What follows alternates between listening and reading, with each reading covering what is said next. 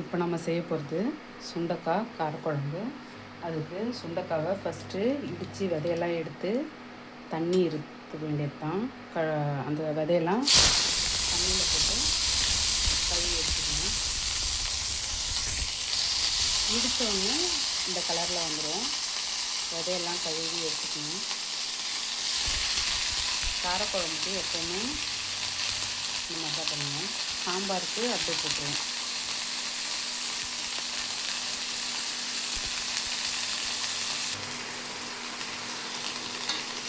நல்லா வறுத்து எடுத்துக்கணும்.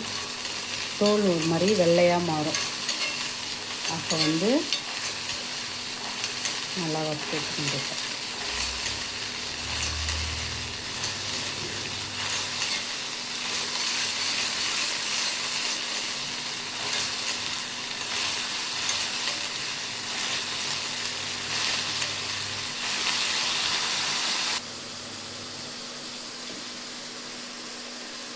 3 தக்காளி,3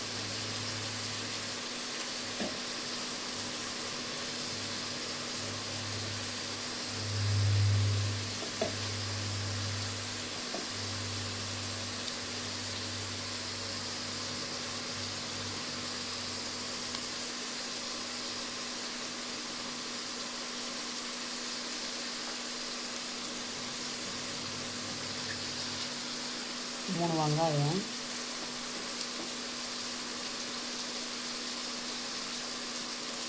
இதை மிக்சியில் போட்டு அரைச்சி எடுத்துக்கலாம்.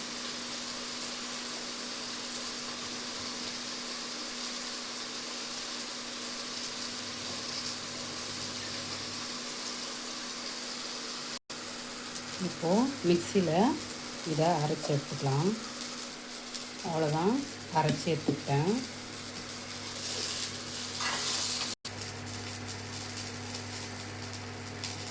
அவ்வளோதான், நல்லா கலர் மாற வறுத்தாச்சு. இதை எடுத்து ஓரமாக வச்சிடலாம். தண்ணி நல்லா போயிடுச்சு. அவ்வளோதான், இதை எடுத்து ஓரமாக வச்சுட்டு குழம்பு தாளிக்கலாம். பூண்டு ஒரு 10 பல் உரிச்சு வச்சுருக்கேன். அதை இடித்து எடுத்துக்கலாம். ஆயில் ஊற்றிக்கலாம்.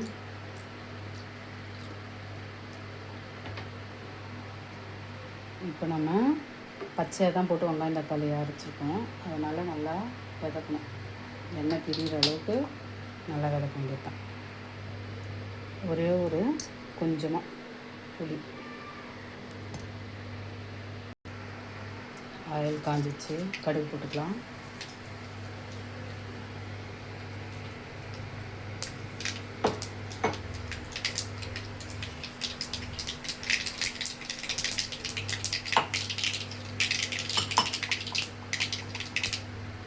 கடுகு பொரிஞ்சிச்சு, பூண்டு போட்டுக்கலாம்.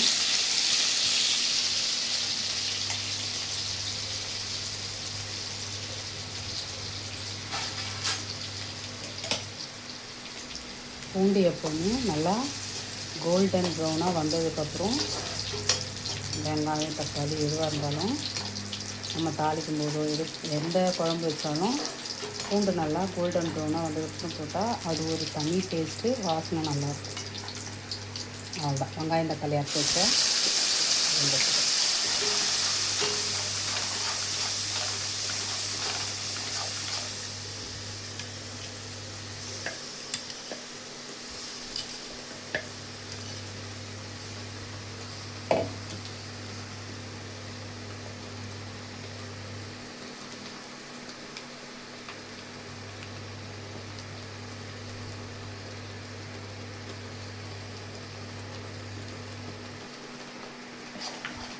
கொஞ்சோண்டு உப்பு போட்டுக்கலாம்.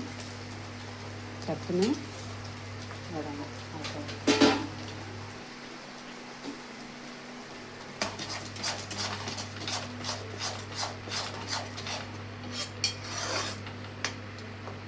நல்லா சுண்டணும்.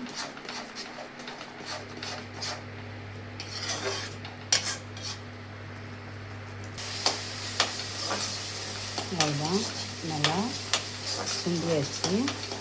இப்போ விதைக்கி வச்சுருக்கேன் சுண்டைக்காய்.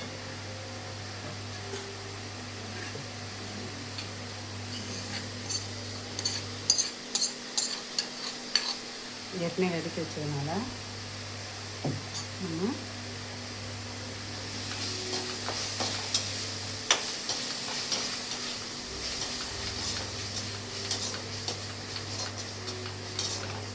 உடனே மிளகாத்தூள். இப்போது இந்த பச்சை வாசனை போகிறதுக்கும் சுண்டைக்காய் வேகிறதுக்குன்னா இந்த 2 ஸ்பூன் 2 ஸ்பூன் மிளகாத்தூள் போட்டுப்பேன். புளிக்கு தனியாக புளி கூட போட்டு மிளகாத்தூள் அதுக்கு தனியாக போடுவோம். இப்போ போட்டுடலாம். அவ்வளோதான், தண்ணி ஊற்றிடுவோம்.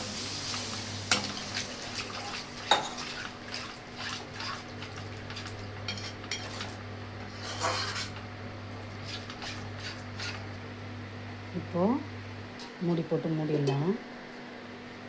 நல்லா கொச்சதுக்கப்புறம் புளி ஊற்றலாம். புளி தண்ணி கரைச்சி வச்சுருக்கேன். இதில் ஒரு 2 ஸ்பூன் 3 ஸ்பூன் கிட்ட போட்டுடலாம். இப்போது இதை கொதிக்கிற சுண்டக்காய் குழம்போட சேர்த்துடலாம். வாங்க, நல்லா சலசலன்னு கொதிக்குது. இப்போது மிளகாத்தூள் புளி 2 சேர்த்து வச்ச இதில் ஊற்ற வேண்டியிருக்கேன்.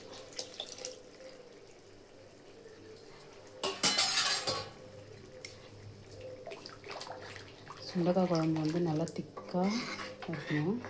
அதனால் சுண்டி மறுபடியும் திக்காகணும். காரம் உப்பு எல்லாம் கரெக்டாக இருக்கான்னு பார்த்துட்டு ஓகே கொஞ்சோண்டு தண்ணி ஊற்றி கழுவி மட்டும் ஊற்றிடலாம். ஒரு 1/2 டம்ளர் தண்ணி மட்டும் ஊற்றி கொதிக்க வச்சிடுறேன். அவ்வளோதான், நல்லா சுண்ட வச்சு இறக்குனா சுண்டைக்காய் காரக்குழம்பு தயார்.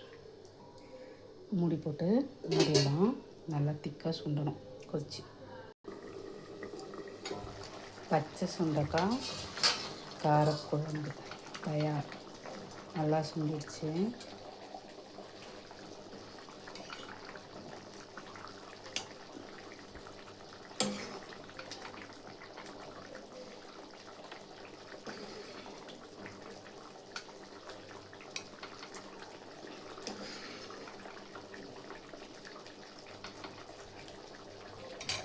பச்சை சுண்டக்காய் காரக்குழம்பு.